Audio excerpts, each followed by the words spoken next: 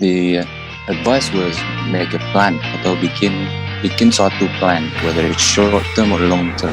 Segala cara, segala kesempatan gue ambil aja gitu. Itu ya, know what you want. You have to know what you want. Hati-hatilah untuk memilih jurusan, jangan sampai ada yang salah pilih. Hey!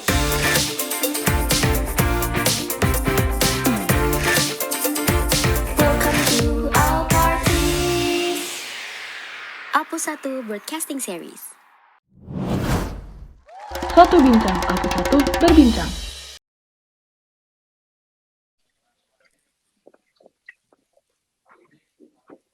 Kayak gak kedengeran jujur. Nggak ada suara. No.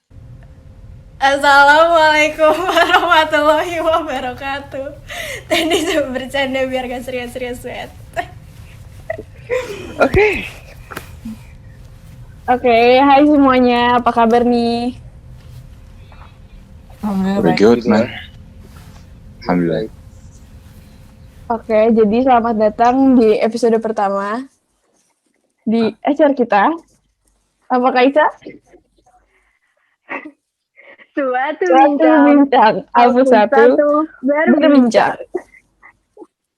Jadi hari ini kita mau ngomongin tentang SNMPTN dan talent scouting bareng kakak kita nih. Ada siapa aja, Kai? Jadi sekarang kita kedatangan bintang tamu yang keren-keren banget, kakak kelas kita, teman-teman kita yang berprestasi. Jadi kita mulai kenalan langsung aja kali ya. Kita mulai dari Kak Basri. Ayo Kak, perkenalin diri dulu dong.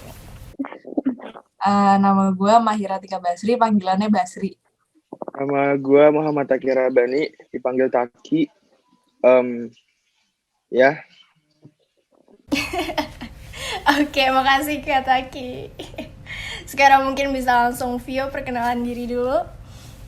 Ya oke.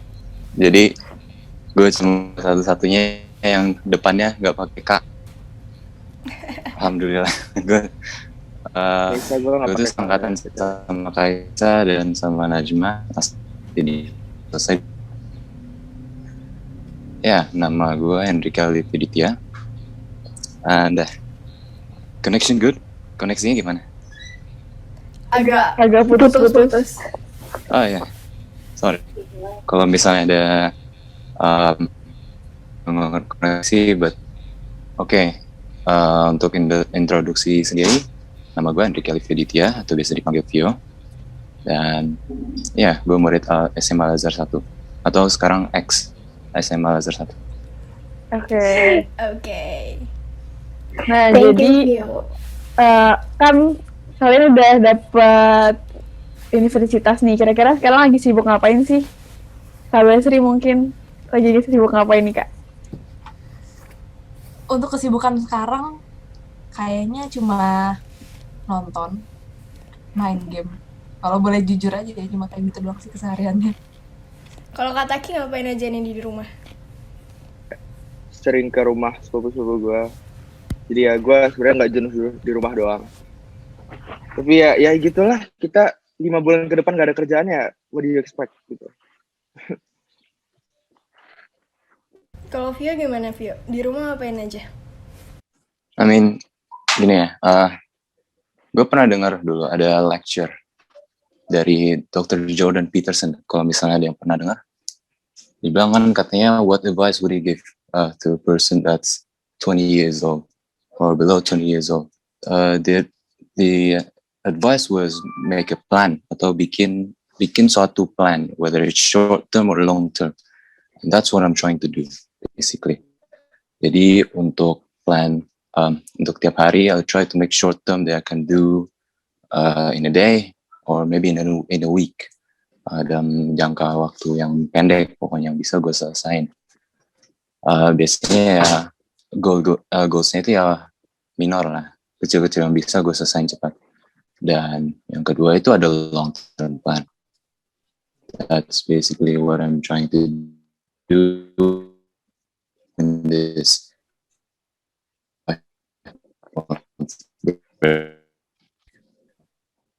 after getting SNM, right?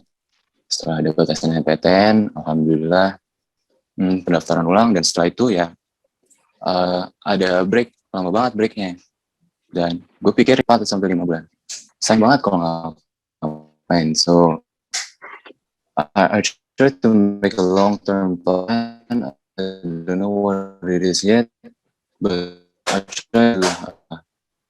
try to think about it a lot.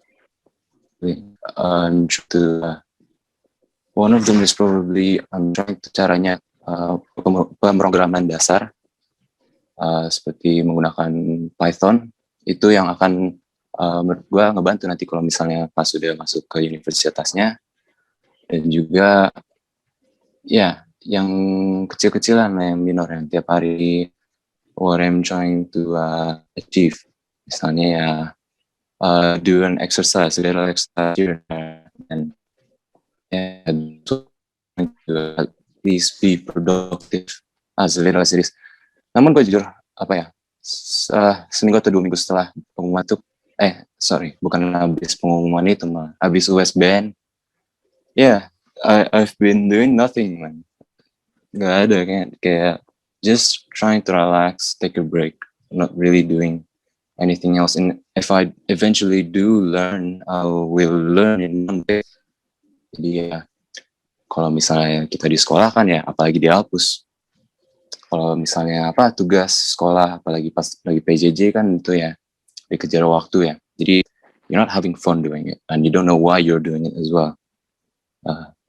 Jadi untuk sekarang ya, gue tahu apa yang gue pengen pelajarin, dan gue sendiri pengen pelajarinya in my own pace, dalam kecepatan gue sendiri. So that's my plan for this whole 5 months, and what I've been doing now, just trying to relax, basically. So gitu deh. Oke, thank you Vio. Nah, mungkin buat sebelum mulai pertanyaan-pertanyaan, aku mau nanya-nanya dulu nih. Ada yang mau jelasin dulu nggak nih jurusan-jurusan kakak-kakak sama Vio tuh gimana sih? Mungkin dari Kak Basri, FTSL tuh jurusannya kayak gimana tuh Kak? Oke, pertama mungkin gue mau jelasin dulu kenapa gue mau masuk FTSL. Sebelumnya itu sebenarnya tujuan gue tuh ke teknik sipilnya itu.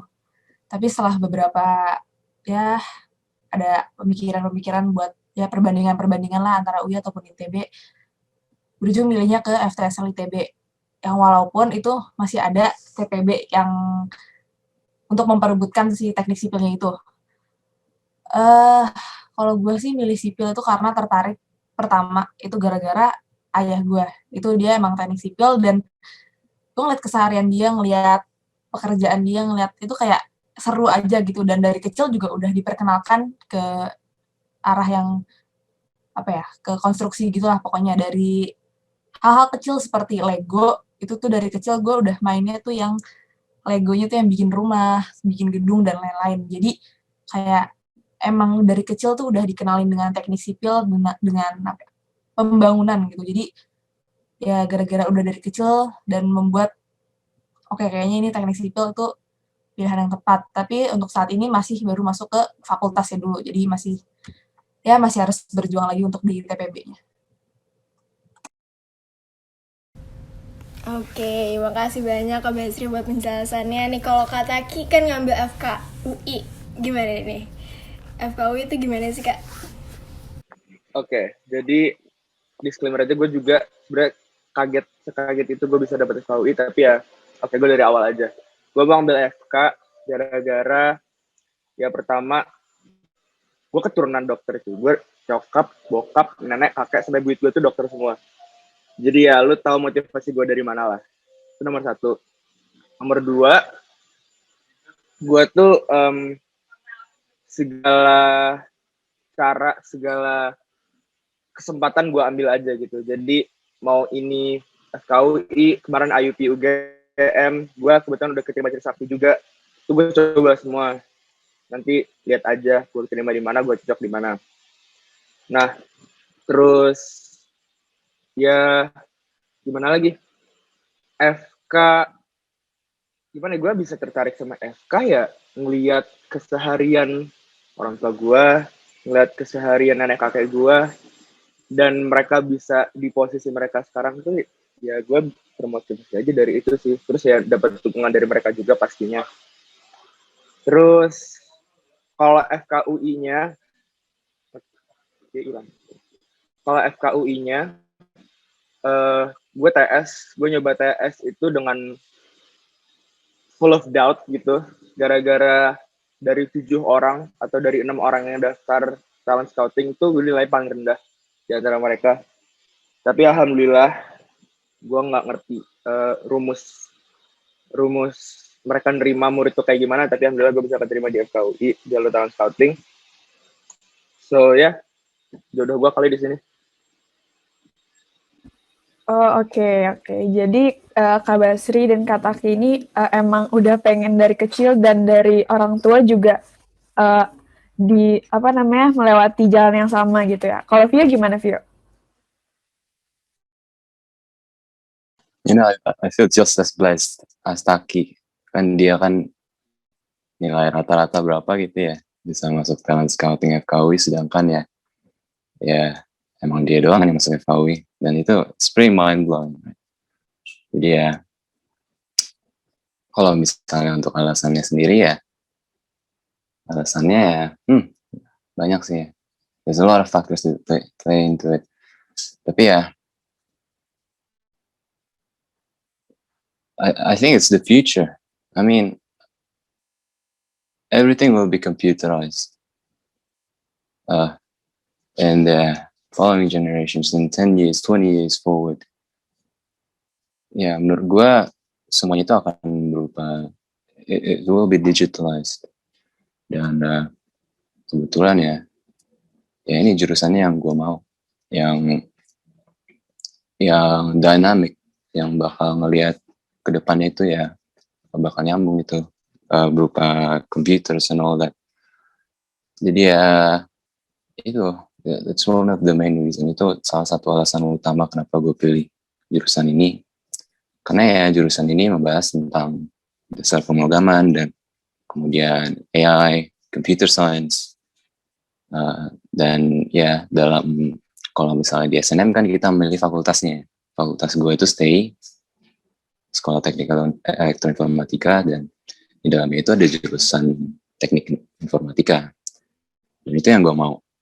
Dan dari situ setelah TPB itu bagi yang belum tahu adalah 1 tahun pertama yang ada di ITB buat satu fakultas itu kumpul semua, dicampur semua. Mereka belajar seperti like SMA ekstra lah, basically. Jadi semua pelajarannya itu dipelajarin dulu. Nah dari situ nanti akan setahu gue ya, nanti akan diperingkat berdasarkan nilai. At least ini yang di ITB. Setelah diperingkat nanti dilihat yang mana yang eligible untuk masuk jurusan-jurusannya itu. Kalau misalnya gue ada yang salah, tolong dikorek ya. Tapi ya itu yang setahu gue. Dan ya di dalam fakultas yang gue pilih ini untuk SNM ada Teknik Informatika, yang gue pikir itu ilmunya itu essential buat gue ke depannya dan apa yang bakal gue lakuin for my long term plan.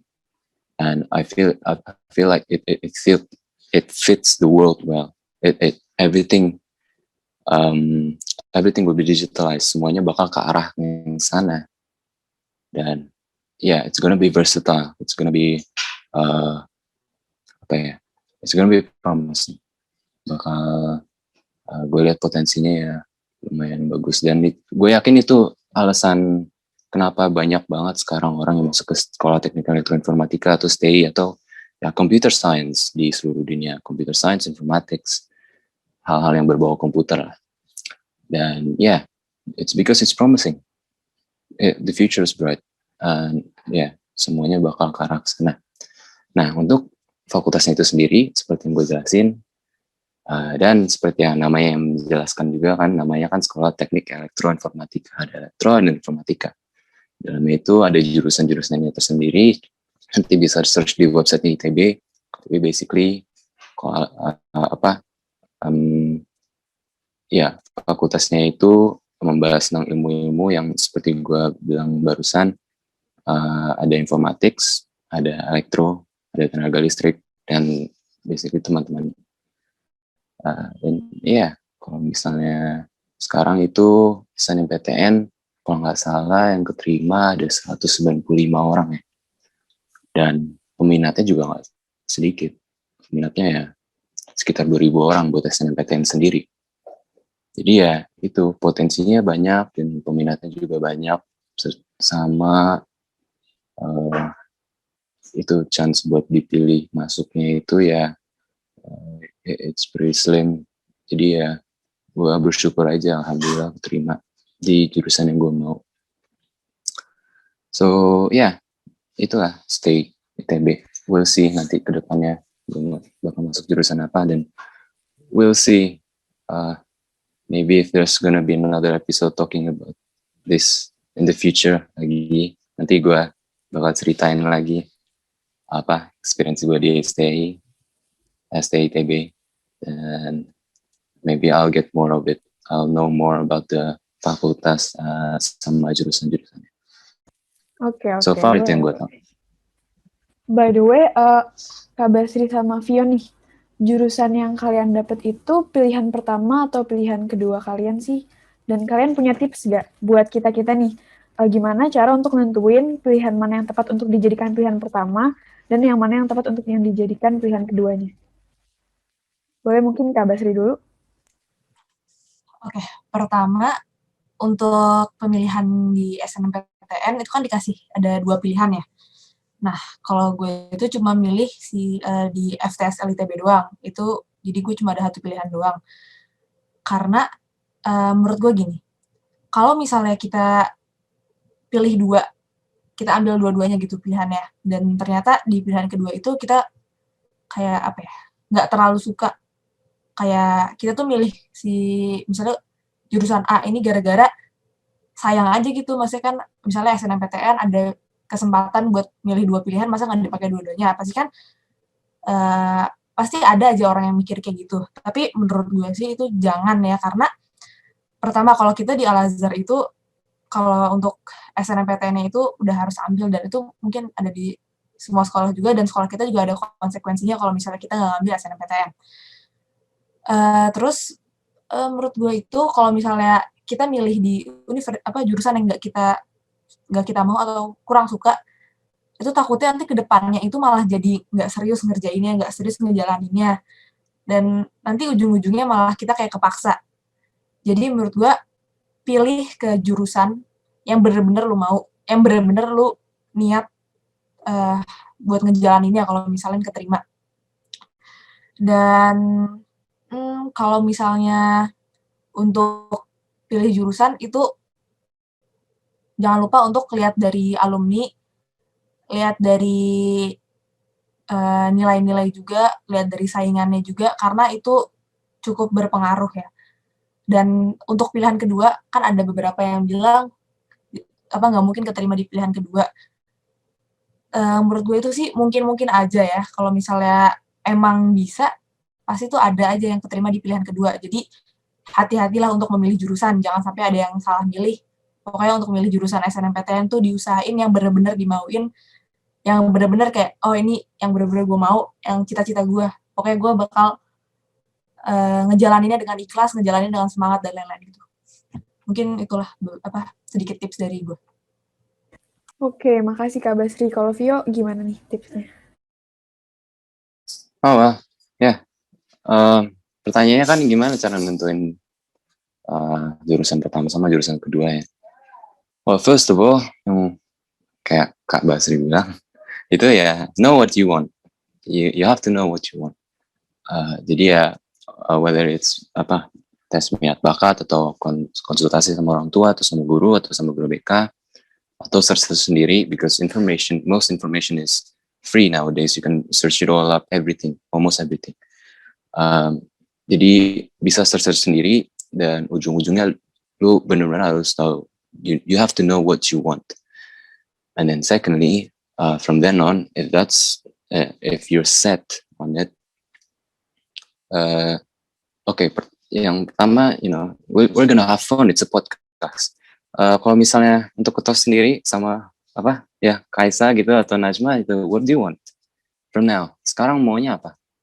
Kira-kira. Mungkin aku dulu yang jawab. Jadi kalau misalnya buat sekarang sih, kan karena lagi ada nama jabatan nih ketos, I think my first purpose is majuin OSIS kita yang pastinya kayak sekarang bentar lagi ada acara besar yang bakal kita jalanin, jadi pasti fokusin ke acara-acara program kerja OSIS. Nah untuk mungkin sekolah ya, pelajaran, tujuan utama gue sih masih paling maintain nilai, nggak sampai turun banget, karena sebenarnya jujur gue nggak pede masuk SNM sama sekali, jadi kayak intinya jangan sampai turun banget, kayak bagus-bagusin, karena sekarang jujur gue belum tahu mau masuk ke jurusan mana. Jadi mungkin setelah ini gue bisa dapet hidayah kayak, wah ternyata jurusan ini cocok sama gue. Kalau Najwa gimana?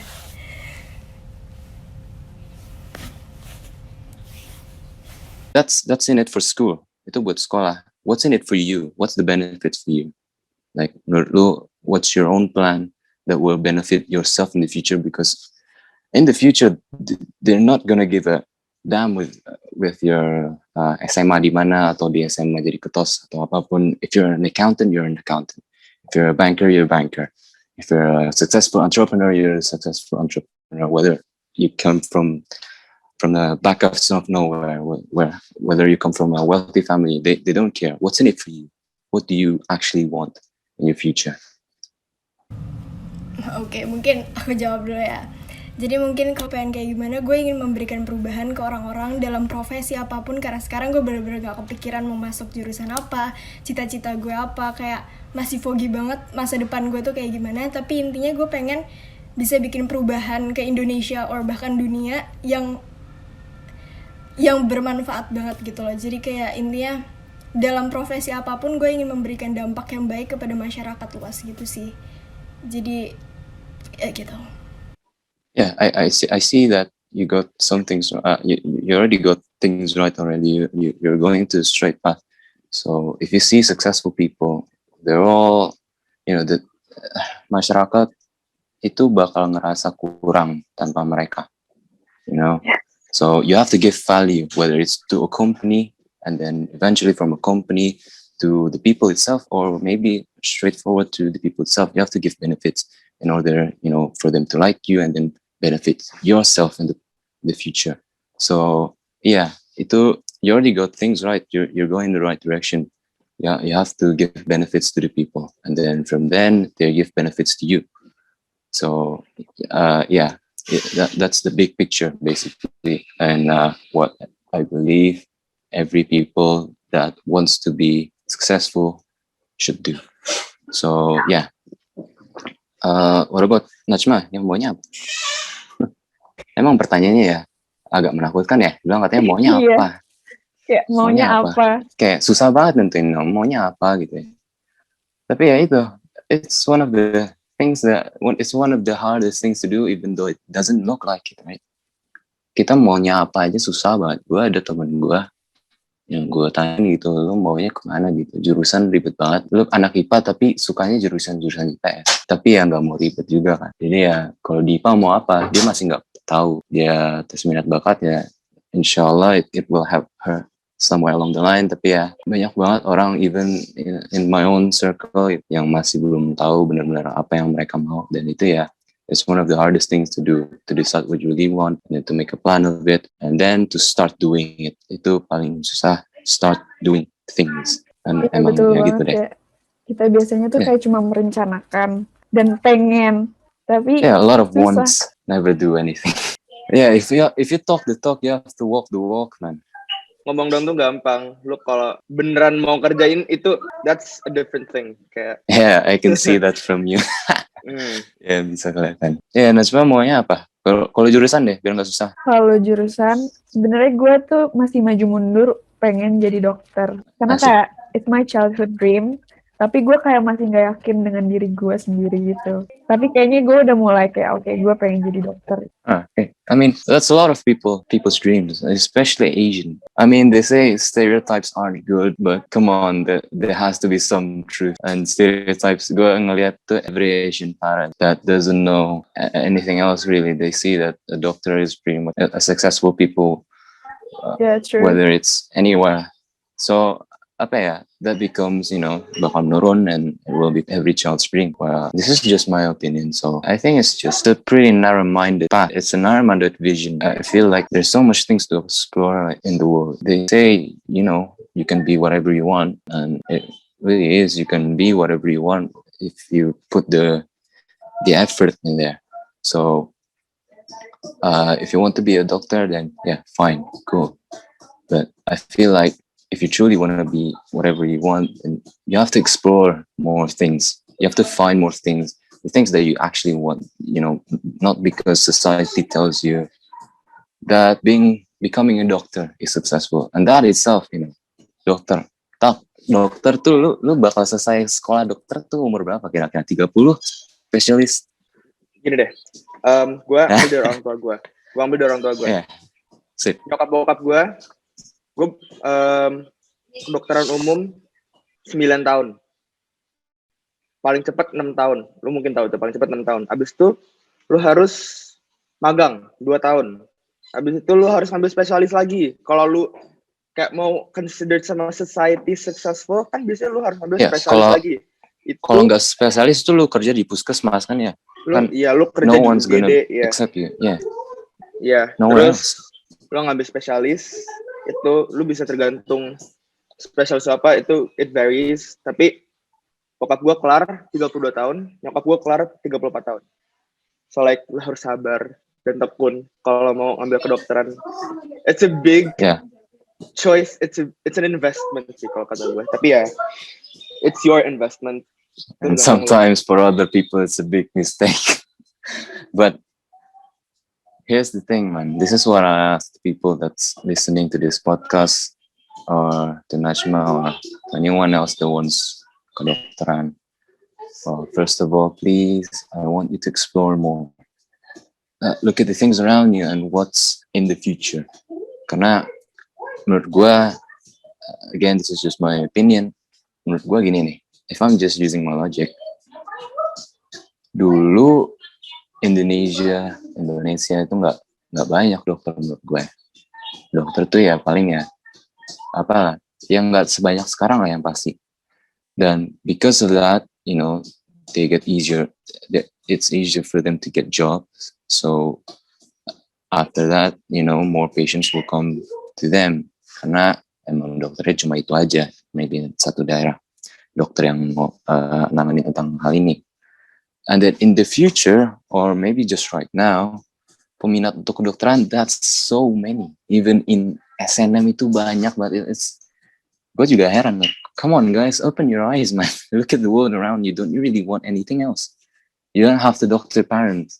I mean, waktu dulu dokter ya gue ngerti lah. Mereka pasti bakal, they're gonna push into that way. I understand. But for those of you that, that has potential in anywhere else,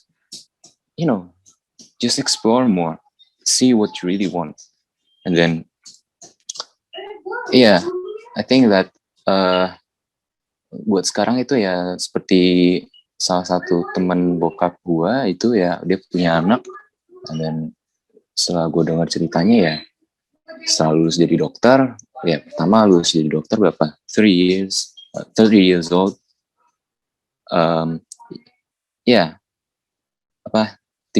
Setelah 30 tahun hidup, and then cari kerjanya juga nggak susah sekarang. Like I said, dulu kan orang tuh gue rasa lebih gampang gitu dapet pasien. Sekarang ya nggak tahu, kayaknya from what I've heard itu kan kayak main cepet-cepetan gitu ya, main cepet-cepetan buat dapat di RS mana gitu ya. Terus nanti kalau misalnya dia dapat di daerah-daerah yang lu benar-benar nggak ngerasa suka gitu ya, itu kan sayang juga if you're not enjoy doing it. And if you eventually not enjoy doing it, if you don't enjoy being a doctor, then pendidikan lu dokter dan udah 13 tahun, 10 tahun, I don't know how many years, a decade basically. Dan ya pendidikan lu kayak gitu, lu mau ngapain lagi coba? Like I feel like it's narrow. Kalau lu punya pendidikan dokter ya lu jadi dokter. Dan kalau gue sendiri ya, opini gue sendiri dan my own preferences, I don't like that. I don't like where you have to be this. Jadi lu dapat ilmu ini dan lu cuma harus jadi ini. Yeah, I feel like it's not fun to me. Yeah, explore more, man. Find some things that you really want. And I know it can be hard and it can be challenging. It can be daunting. But once you get there, that's amazing. Your future will be happy. Inshallah. So gitu deh. That's my answer. Back to the original question, which I forgot. Apa barusan? Kalau nggak salah itu ya, gimana cara nentuin jurusan 1 dan jurusan 2? Ya itu. Ya lu harus tahu yang apa yang mau. Okay, that's my answer. It's a very long answer. Oke, thank you Vio buat penjelasan panjangnya, karena itu sebenarnya apa yang Vio jelasin benar-benar kayak membuka pikiran gue, karena awalnya gue juga mikir kayak apa gue ngambil FK aja ya, karena it's a common jurusan yang kayak pasti pekerjaannya udah pasti dan lo udah tahu kayak kerjaan lo tuh ngapain aja. Tapi karena Vio ngomong, mungkin gue bisa cari-cari mungkin banyak jurusan yang pekerjaannya bisa lebih bebas, bisa terbuka. Nah, mungkin sekarang kata Taki kali ya, kata Taki lebih jauh baru dikit. Aku mau nanya, buat talent scouting itu ngelewatin tahap apa aja sih Kak? Sama kalau nggak salah tuh ada tahap wawancara ya. Itu tuh ditanyain tuh seputar apa aja sih Kak kalau buat itu? Jadi gini, so first things first, lu daftar sekolah, terus nanti lu dapet username gitu-gitu, oke, terus lu submit nilai rapot, lu udah verifikasi rapot, habis itu lu talent scouting ya, lu submit nilai TOEFL, habis itu lu submit essay, motivation letter, dan sertifikat apapun yang mungkin bisa membantu lu. Kalau gue personally, gue nggak ada sertifikat akademik, gue cuman sertifikat waktu itu gue English course ke Cambridge sama MUN. Jadi gue 4 sertifikat itu doang. Habis itu kalau buat FK, emang buat FK doang, itu kalau kalian udah lewat tahap pemberkasan, jadi itu dicek dulu sama mereka. Kalau lu lolos itu, lu ditelepon, gue ditelepon. Nanti lu interview, buat FK doang ya, lu interview, habis itu the next week pengumuman. Oke, thank you Kak Taki. Nih sekarang mungkin aku lanjut tanya lagi. Untuk semuanya kali ya, jadi persiapan untuk masuk PTN ataupun talent scouting itu udah ada dari awal SMA atau pas awal-awal kelas 12 aja sih? Kayak udah emang niat mau ngambil SNM atau udah niat ngambil talent scouting atau ngikutin alur pas kelas 12 baru dikasih tahu? Mungkin kayak dari Kak Basri dulu kali ya. Oke, kalau gue itu untuk kayak motivasi mau masuk mana gitu,